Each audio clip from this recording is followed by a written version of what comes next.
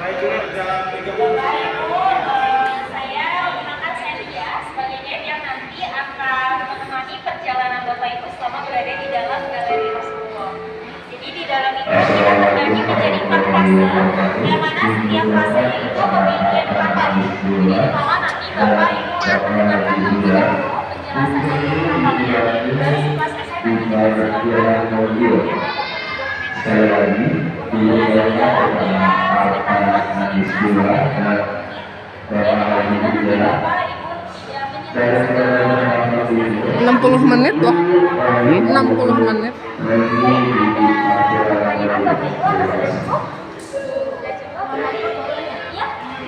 Boleh foto video boleh. Baik, mari kita langsung selesai ya.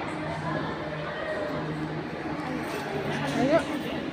Pegangan, nggak boleh lompat. udah minta maaf.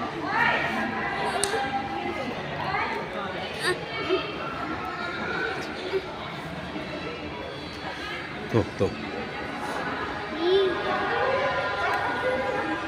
Duduk. Ayo duduk sini. Tuh, bareng.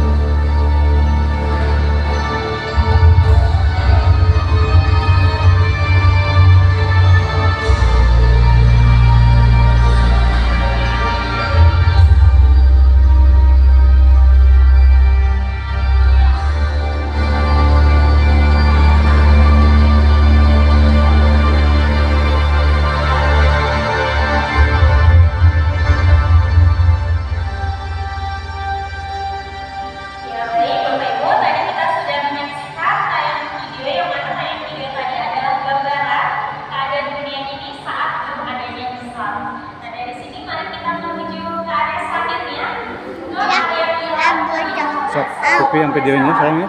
Ya. Kita akan melihat tahun ketika Nabi Muhammad SAW ini dilahirkan. Di sebelah sini ada tayangan ilustrasi penyerangan pasukan gajah yang dipimpin oleh seorang raja, yaitu Raja Abraha. Jadi mereka ini berniat ingin menghancurkan Ka'bah. Namun di tengah perjalanan mereka dihadang oleh pasukan burung ababil yang membawa batu yang panas dari atas sehingga mereka kalah sebelum sampai ke Ka'bah. Kemudian terjadi surat Al-Fil dan juga bertepatan dengan kelahiran Nabi Muhammad SAW. Kemudian di sebelah kiri atas, Bapak Ibu sekalian, di situ ada lukisan ilustrasi penyerangan pasukan gajah, yang mana lukisan tersebut dilukis oleh seniman yang ada di Jawa Barat. Kemudian apabila di sebelah kiri Bapak Ibu sekalian, di situ ada Quran surat Al-Fil yang mengabadikan penyerangan pasukan gajah. Alfil, apa itu? Oh ya, Alfil. Ya lupa nama suratnya. Si Gibran mana? Dari daerah yang atau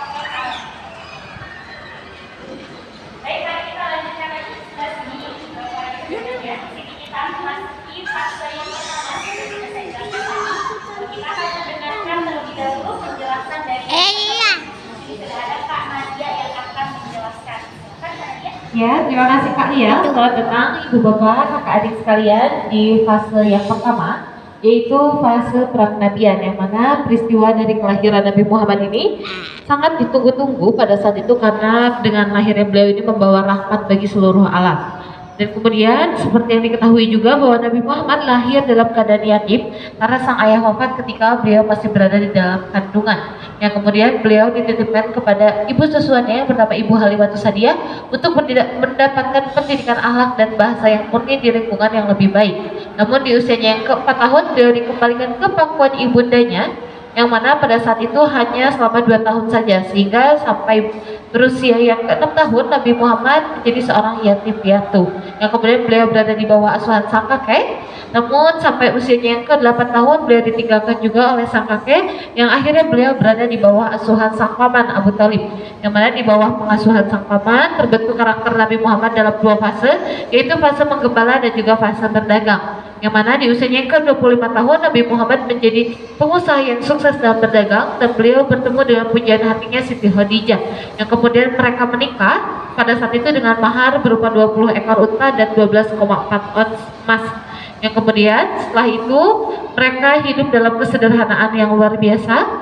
Namun pada saat itu Rasulullah memilih untuk bertahanus untuk mencari petunjuk dari Allah Subhanahu wa taala. Yang kemudian di usianya yang ke-40 tahun beliau mendapatkan wahyu pertamanya berupa Quran surat Al-Alaq ayat 1 sampai 5 melalui perantara malaikat Jibril, yang merupakan tanda diangkatnya beliau menjadi nabi dan rasul akhir zaman.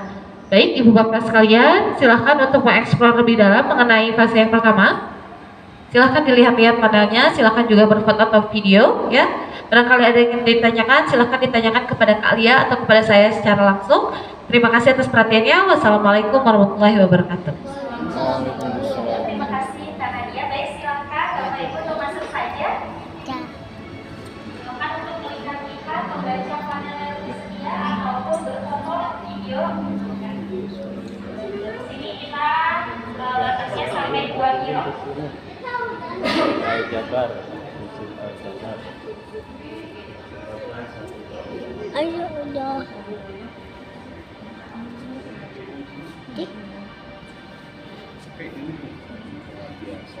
Ambil, silsilahnya ambil tuh, deketin. Wih. Ada.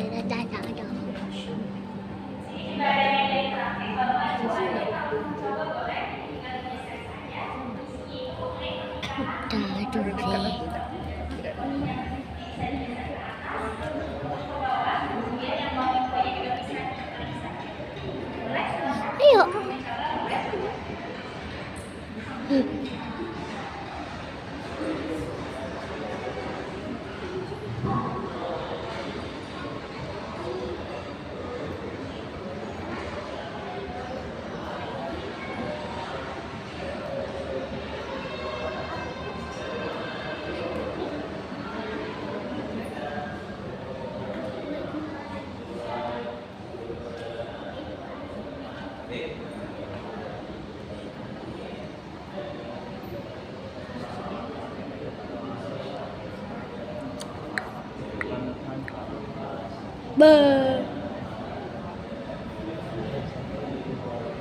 Pi.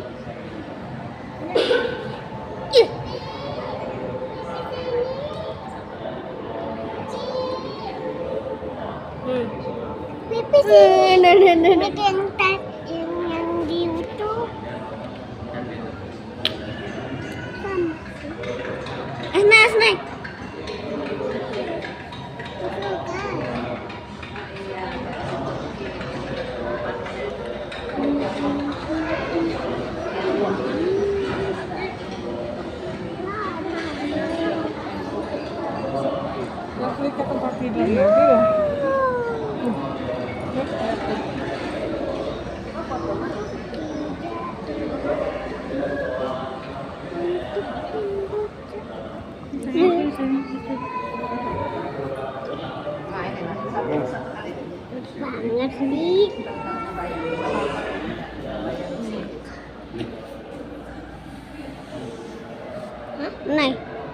dia apa? Kata dia apa, Pi? Pipi kata dia apa? Nggak boleh dipegang. Emang kalau dipegang kenapa? Nggak tahu lah. Ya kali aja bisa berantakan.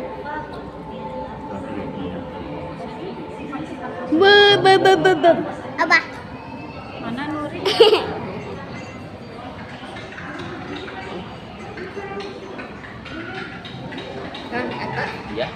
Dan di sebelah situ juga ada diorama Bola Hero. Barangkali Bapak, Ibu, Kakak, Adik, Ibu, Bapak boleh. Nanti untuk selanjutnya kita bersama-sama.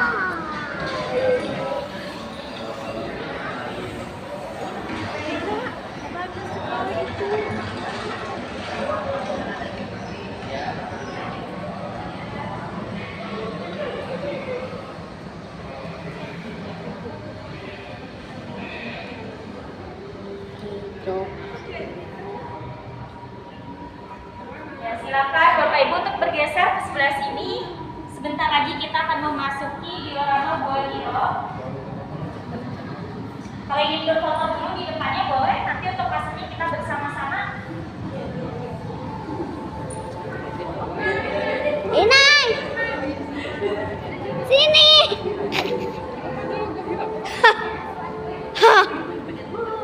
Itu bagus, bagus.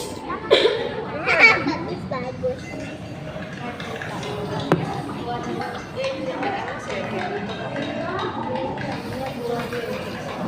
Apa video ini? Wah. Tulisannya apa ini? Ada. Oh, baca ini. I am fans of Rasulullah. Oke? Bener. Abbas di sini. Ini rumah Abbas. Ih, awas sih. Sumur. Bagus ya? Oke. Itu rumah siapa? Rumah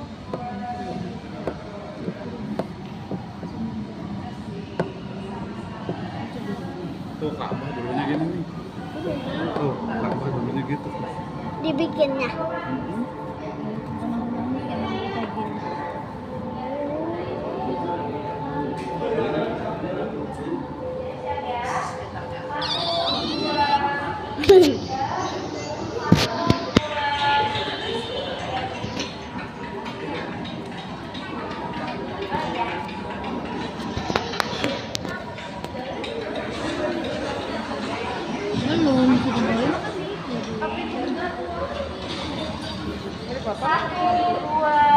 Jadi air terus ini.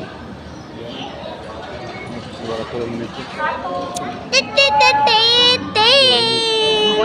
Ibu sama apa? Ibu sama apa? Aduh. Mbak, kakak jelek. Udah, ayo biarin Pipi berkreasi. Pipi, kita Ayo. Jadi aku kasih tahu apa yang masuk video ini. Kakak jelek. Ini nih. Diam. Udah itu. Udah. Sekali lagi. 1, 2, Nggak apa-apa. 3. Nggak apa-apa. Sama-sama. Baik, ada lagi yang ingin berfoto? Enggak. Saya Dah. Kumis jelek. Tuk. Lucu.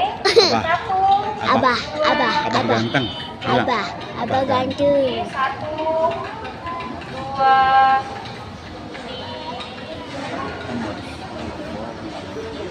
Sisa si jeneng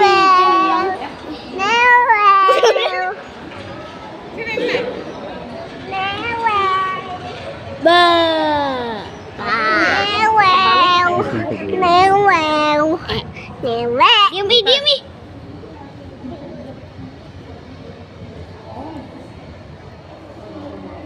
Apa lagi nih?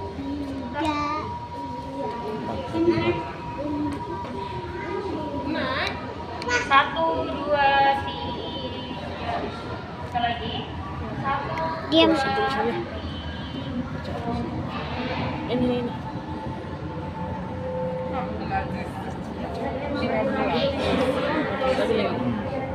Wih. sudah Liatin Kak, Iya, liatin. masih zamanku ini.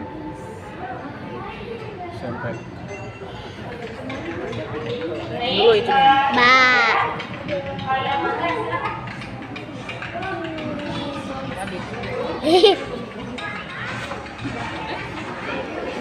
Ting ting tong. Ting tong. Yo. Ayo. Au sakit. Au.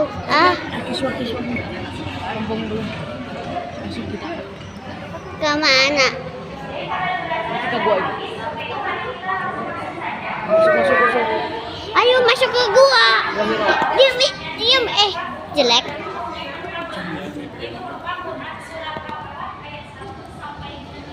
Nih, waktu pas turun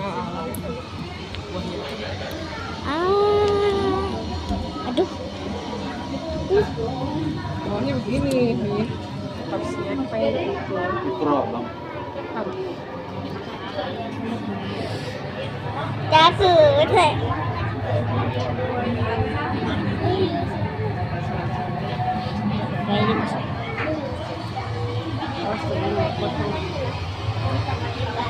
Nyaman.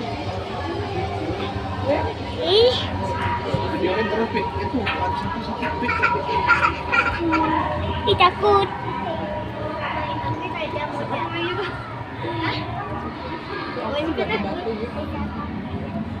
Batu. Ya, nanti Bah, tapi apa? Sampai gambaran. ini dia. Awas, wih. Betul ceritanya. Ini aturan cerita Allah. Nabi Muhammad sudah diutus menjadi seorang rasul dan kemudian beliau berdakwah di kota kelahirannya, yaitu di kota Mekah selama 13 tahun. Kita boleh ke sebelah sini, Bapak Ibu. Kita akan mendengarkan terlebih dahulu penjelasan mengenai fase Mekah. Ya, ini sudah ada Kak Yudis. Silakan Kak Yudis.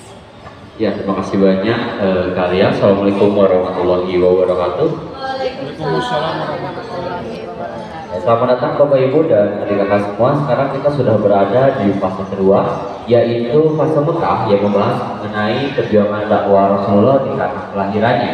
Dan pertama kali itu Rasulullah berdakwah dengan cara sembunyi-sembunyi, maksudnya berdakwah kepada orang-orang terdekatnya. Dan dari dakwah sembunyi-sembunyi ini terdapat orang-orang pertama yang masuk ke dalam agama Islam yang dikenal dengan sebutan As-Sabiqun Awwalun. Kemudian Rasulullah pun berdakwah dengan cara terang-terangan menyampaikan kepada penduduk kota Mekah bahwa menyembah berhala itu merupakan perbuatan yang salah. Tetapi banyak yang tidak menyukai apa yang disampaikan oleh Rasulullah, sehingga kaum muslim ini diganggu dan juga ditekan oleh kaum kafir Quraisy. Dan oleh karena itulah Rasulullah memutuskan untuk memerintahkan umat muslim hijrah ke sebuah negeri yang damai yang bernama Habasyah atau sekarang menjadi negara Ethiopia. Dan hijrah ke Habasyah ini merupakan kenangan manis bagi kaum muslim karena ketika sampai di negeri Habasyah mereka disambut hangat oleh raja maupun oleh rakyatnya. Bahkan pada saat itu sang raja Habasyah memutuskan untuk masuk ke dalam agama Islam beserta dengan keluarganya. Dan di tahun sebelum kenabian, Rasulullah pun ditimpa atau diberikan cobaan lagi, yaitu ditinggalkan oleh orang-orang kekasihnya. Ada Sa'ad bin Abu Thalib meninggal dalam keadaan belum mengucapkan 2 kalimat syahadat. Ada juga ditinggalkan oleh istrinya, yaitu Siti Khadijah. Dan untuk menghibur hati Rasulullah yang sedang diberikan cobaan yang bertubi-tubi, akhirnya Allah pun memberikan sebuah perjalanan yang bernama Isra dan Mi'raj. Dan dari perjalanan tersebut kita mendapatkan perintah untuk melaksanakan sholat sebanyak 5 waktu dalam sehari. Nanti Isra Mi'raj ini akan disaksikan oleh Bapak Ibu semua dalam bentuk tayangan di akhir fase Mekah. Untuk kisah-kisah lebih lanjutnya silakan saja dilihat oleh Bapak Ibu semua, dibaca ataupun didokumentasikan. Jika ada yang ditanyakan boleh ditanyakan kepada saya atau ditanyakan kepada Kak Lia. Terima kasih banyak atas perhatiannya. Assalamualaikum warahmatullahi wabarakatuh. Kak Yudis, dan silakan Bapak Ibu untuk melihat-lihat di fase ini. Di sebelah kanan ada dakwah secara sembunyi, di sebelah sini dakwah terang-terangan. Apabila di sebelah sana nanti ada abul ini. Jadi kita diajarkan melihat Bagus.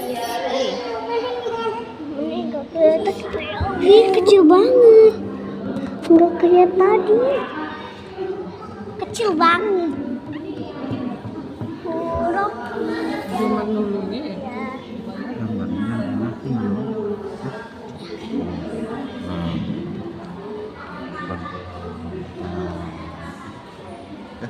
Ya.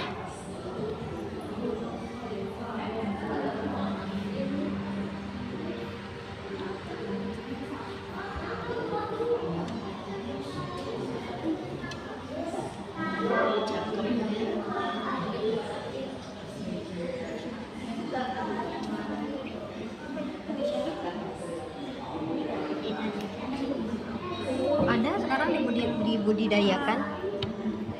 Katanya di Kecil-kecil rumahnya.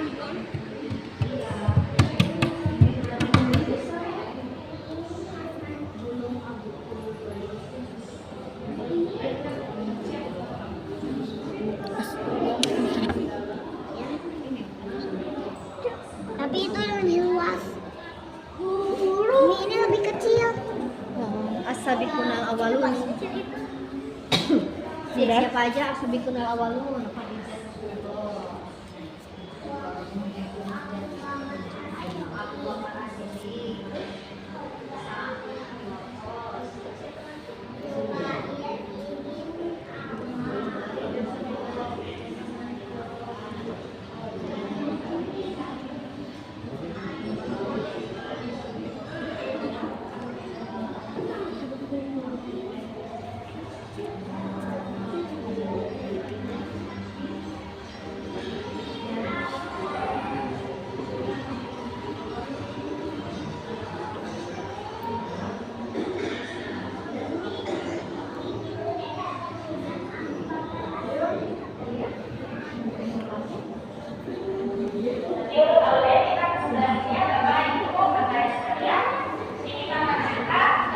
Inai, ayo.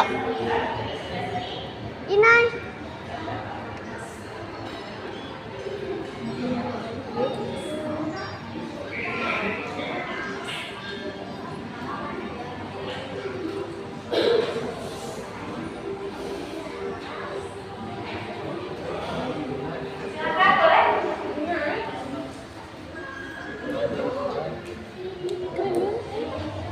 Boleh silakan naik saja.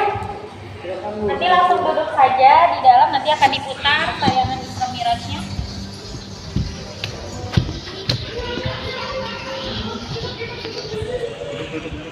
Ih.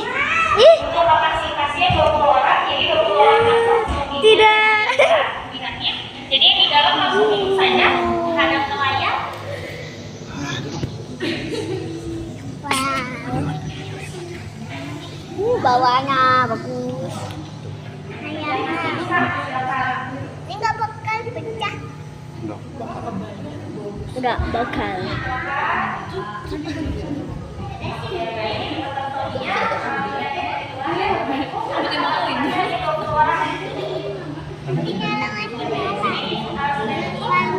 Nah, video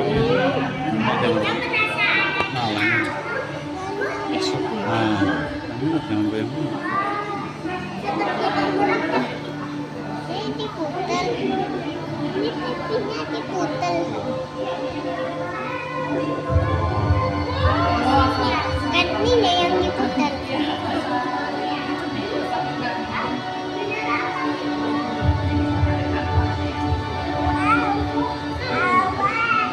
Nah, awas. Sini sayang, sini sayang. Apa kemana? Itu Nabi Muhammad.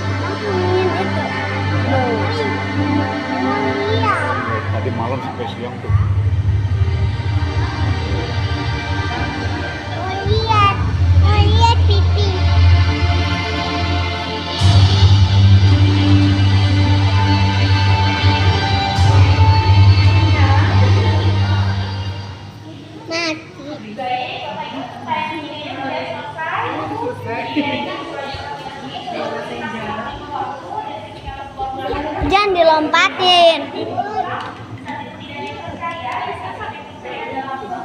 Maka beliau diberi gelar asli. Dan kemudian di sebelah sini, Bapak Ibu Mana yang tadi duluan?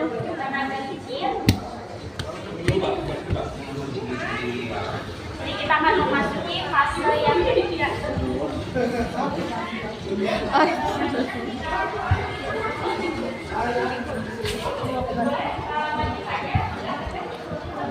Apa? Oh, ini. Nanti kita akan mendengarkan penjelasan dari edukatornya. Boleh agak maju aja biar yang belakang juga kebagian. Baik, di sini sudah ada Kak Neta. Kita akan mendengarkan terlebih dahulu ya Bapak Ibu. Nanti kalau sudah baru dikasih durasi untuk foto video. Silakan Kak Neta. Ya baik, terima kasih. Assalamualaikum warahmatullahi wabarakatuh. Waalaikumsalam warahmatullahi wabarakatuh. Ya, selamat datang Bapak, Ibu, Kakak, dan juga adik-adik sekalian di fase ketiga, yaitu fase Madinah. Pada saat Rasulullah SAW berhijrah, beliau ini beristirahat terlebih dahulu di daerah Kuba dan membangun Masjid Kuba. Kemudian sesampainya di Madinah, beliau membangun Masjid Nabawi dan juga mempersaudarakan kaum Muhajirin dan juga kaum Ansar. Selain itu, beliau menciptakan undang-undang pertama yang tertulis di dalam Piagam Madinah. Di tahun-tahun berikutnya, ujian diterima oleh kaum muslim sehingga terjadi beberapa peristiwa perang. Ada perang Badar, perang Uhud, perang Khandaq, dan lain sebagainya. Kemudian di tahun ke-6 Hijriah, Rasulullah membuat perjanjian perdamaian antara kaum muslim dan juga kaum Quraisy. Namun perjanjian tersebut dilanggar oleh kaum Quraisy. Akibatnya Rasulullah SAW mengambil alih kota Mekah dan menghancurkan berhala-berhala yang berada di sekitar Ka'bah. Peristiwa tersebut dinamai dengan pembebasan kota Mekah atau Fathul Mekah. Kemudian pada tanggal 12 Rabiul Awal tahun 11 Hijriah, Rasulullah SAW meninggal dunia sehingga dimakamkanlah di rumah Siti Aisyah. Nah, untuk kisah lebih lengkapnya, silahkan Bapak, Ibu, dan juga adik-adik berkeliling di fase ini melihat panel-panel yang ada. Dan kalau ada yang ingin ditanyakan, boleh ditanyakan kepada Kak Lia. Terima kasih. Wassalamualaikum warahmatullahi wabarakatuh. Terima kasih Kak Neta. Baik, silakan Bapak Ibu Kakak Adik untuk berkeliling di fase ini. Mau masuk ke Raroga juga boleh. Pipi satu. Pipi satu.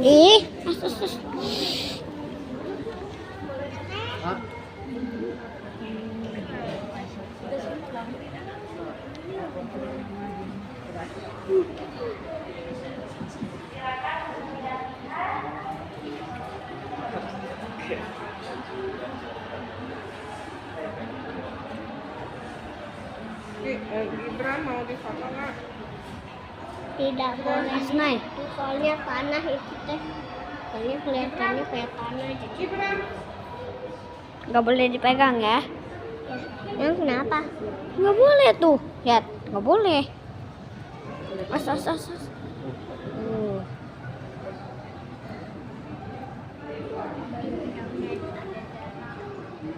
Iya. Kan berperang. Tapi mana orangnya nggak ada. Nggak tahu lah. Darahnya sudah kering. Tapi darah bisa kering nggak? Itu kan darah bohongan.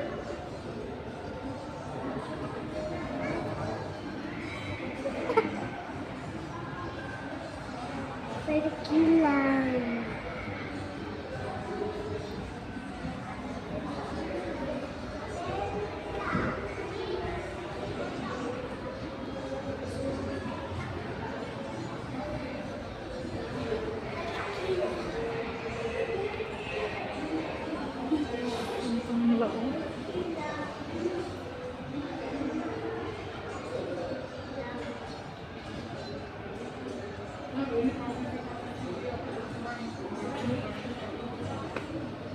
Oh, satu Hijriah Masjid Nabawi.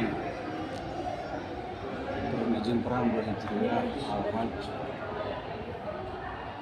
Dulu perang Badar. Izin perang ada perang Badar.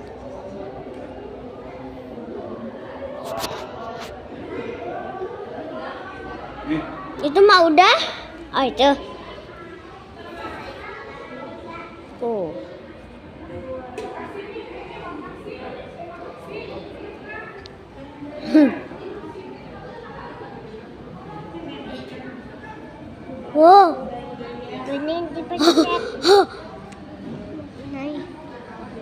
Terus kamu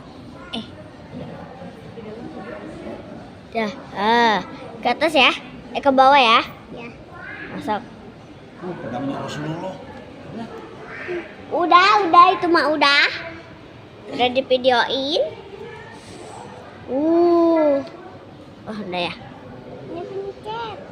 Awas sayangku. Ke bawah. Diam. Udah yuk.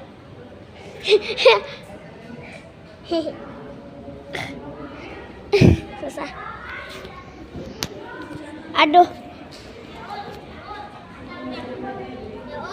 Pedang zaman dahulu.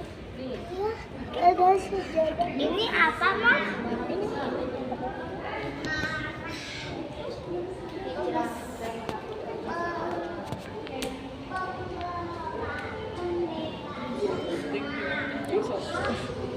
Sini, Bah. Yuk, ayo. Sini.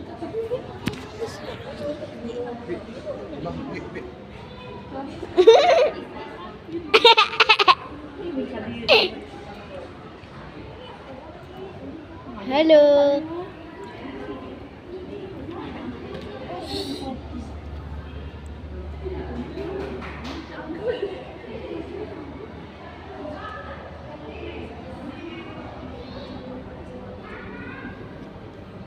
Itu tulisannya ada makam Nabi Muhammad tulisannya tuh.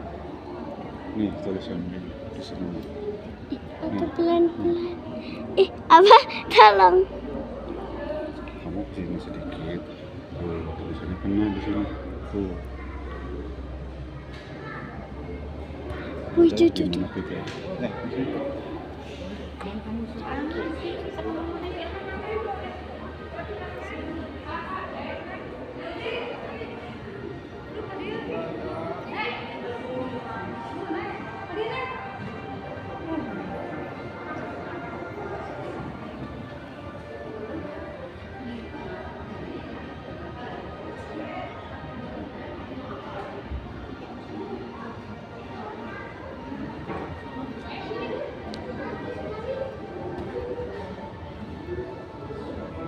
Tuh, utara ya, utara ini. Diam.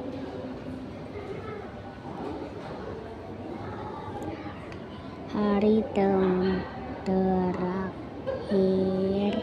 Nabi hingga wafat.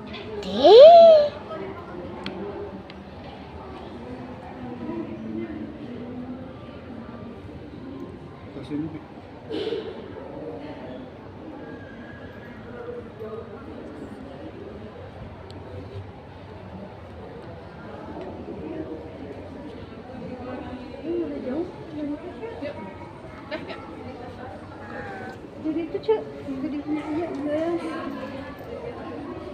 Ibu, abah pegangin. Pegang.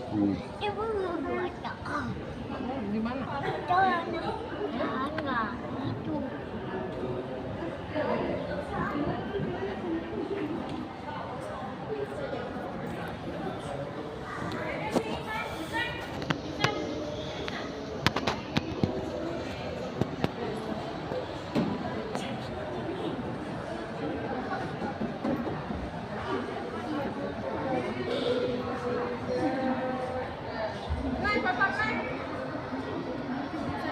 Sini nih berdua.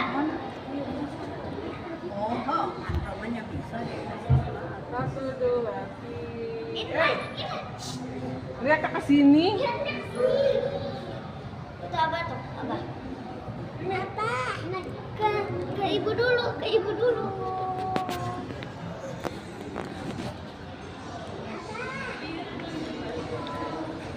Kakak. Itu lihat sini. Hai.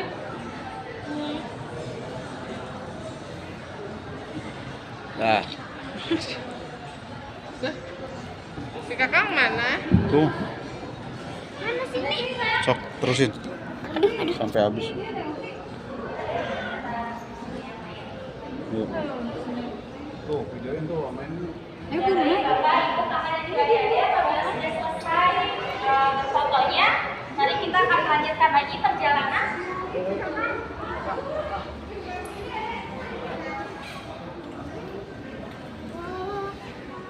Boleh kita ke sebelah sini, kita akan memasuki fase yang terakhir, yaitu sejarah persebaran Islam. Jangan dimakanin loh, coba. Persebaran Islam tentunya itu salah satu melalui perdagangan wilayah laut atau perairan.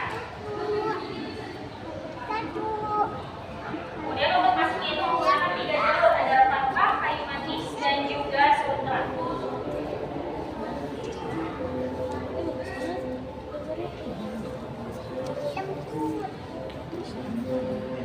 Boleh kita berkumpul ke sebelah sini Bapak Ibu. Nanti kita akan melihat bagaimana caranya Islam masuk ke Indonesia hingga ke Jawa Barat. Kita berkumpul dulu. Di sini ada Hadiki.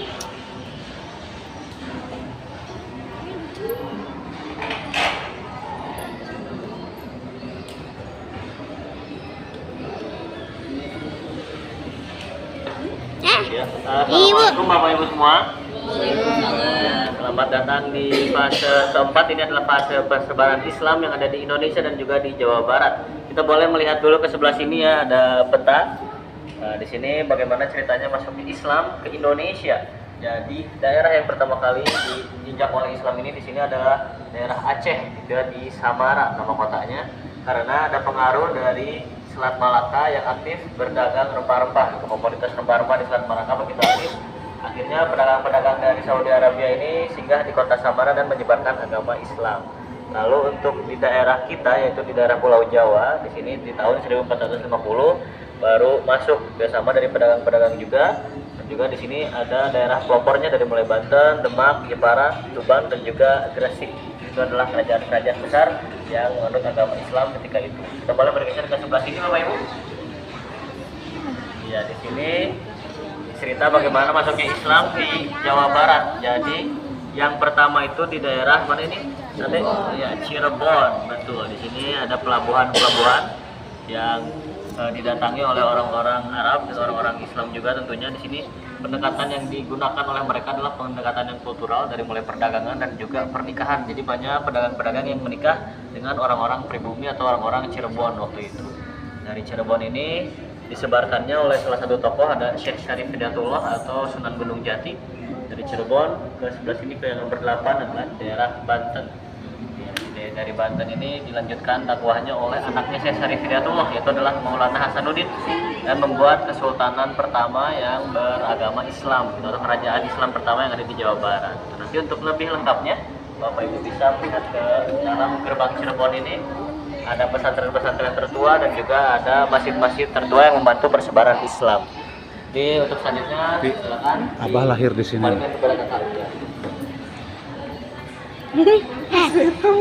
Lahir di sini Abah. Siapa lahir di sini? Sukabumi. Oh, siapa di sini? Abah, ini ibu. Mana ibu ini? Udah, ayo.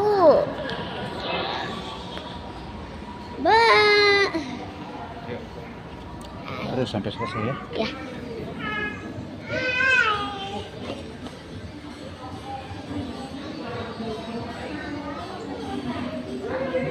Kakang.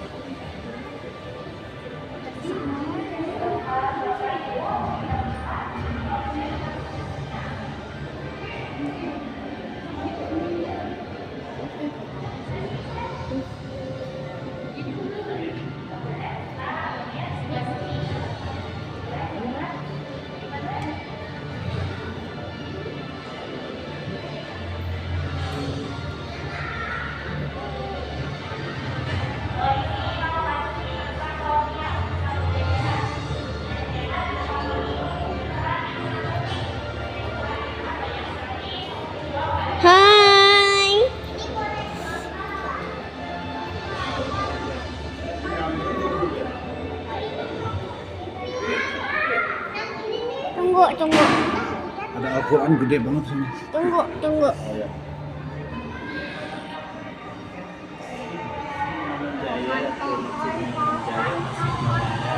Pohon batang. Mana, Pak? Coba lihat. Emang iya gede banget. Ini lagi ikut pipi, Ibu. Ini lagi ikut pipi. Kayaknya nggak ada. Mana? Weh. Itu dia. Gede banget. Enggak kelihatan. Apa? Ya dong. Enggak kelihatan. Berat ya?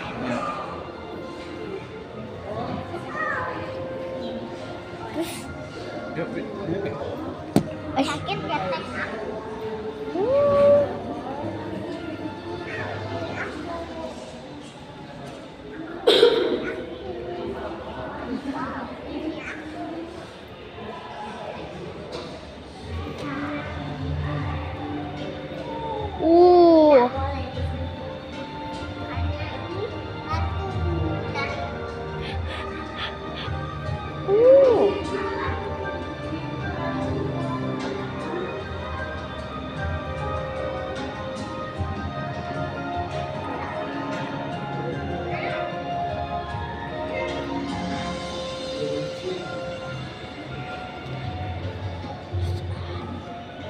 Kosong.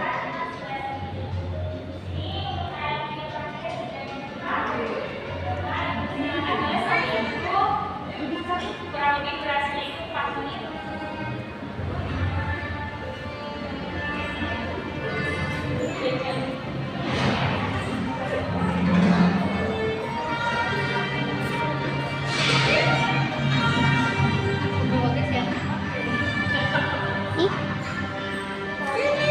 Siapa? Awas, Kang.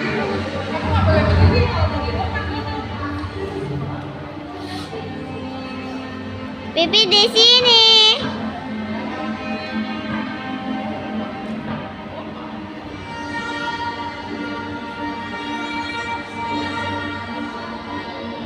Garis, lengkung, uang, dan volume yang mulanya bersifat abstrak bisa jadi harmoni kalau dikombinasikan. Ada persegi, limas, segitiga, lingkaran, atau lebih terkenal dengan bentuk geometri.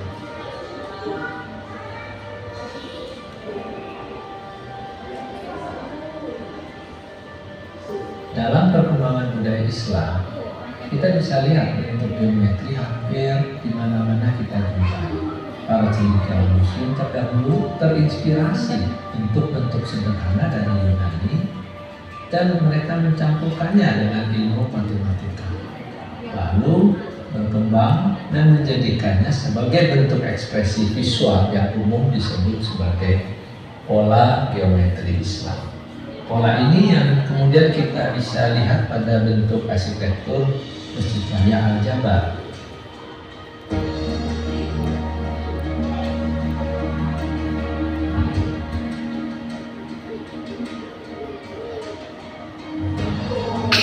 Masjid Al-Jabar adalah masjid yang inspirasinya datang dari rumus matematika. Kebetulan saya yang desain sendiri karena ambil awalnya, jadi itu ada bentuk yang berulang. Akhirnya membentuk sebuah bangunan dengan ukuran 100 meter kali 100 meter, dikelilingi alun-alun kecil, berada di danau retensi sebagai pengendali banjir, sehingga konsep Masjid Agung Al-Jabar ini dikategorikan seolah-olah masjid terapung yang ada di danau.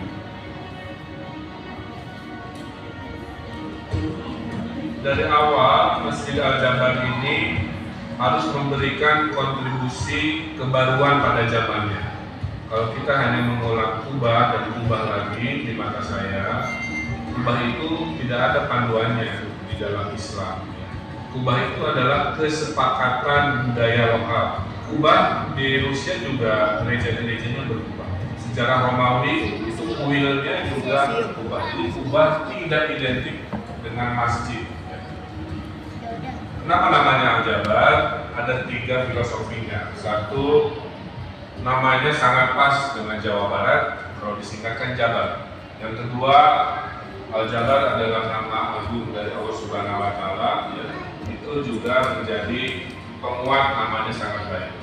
Dan yang ketiga, geometri dari masjid ini juga adalah rumus matematika, di mana kita tahu tokohnya adalah Al-Jabar juga, seorang tokoh Muslim yang menjadi legenda dalam matematika.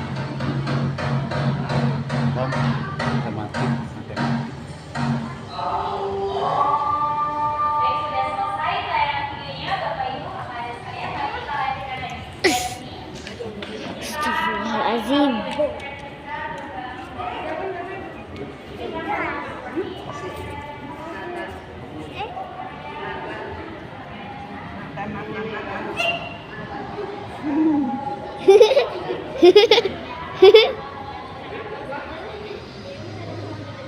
Ayo. Oh.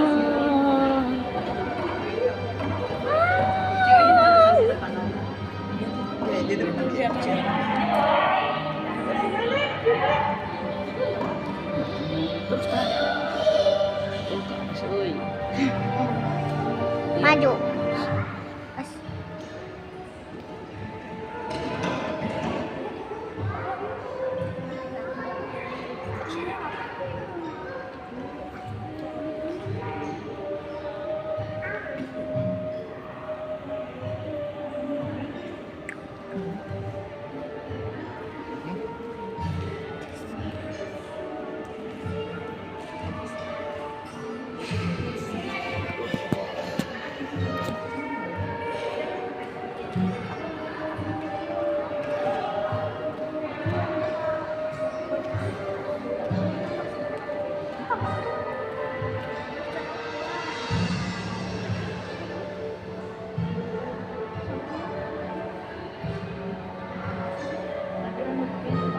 Baik, Bapak, Ibu, kakak dan juga adik sekalian, perjalanan kita di Galeri Rasulullah ini telah selesai.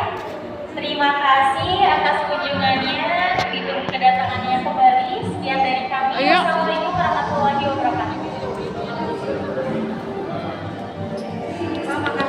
Sama-sama, Ibu. Sama-sama, Bapak.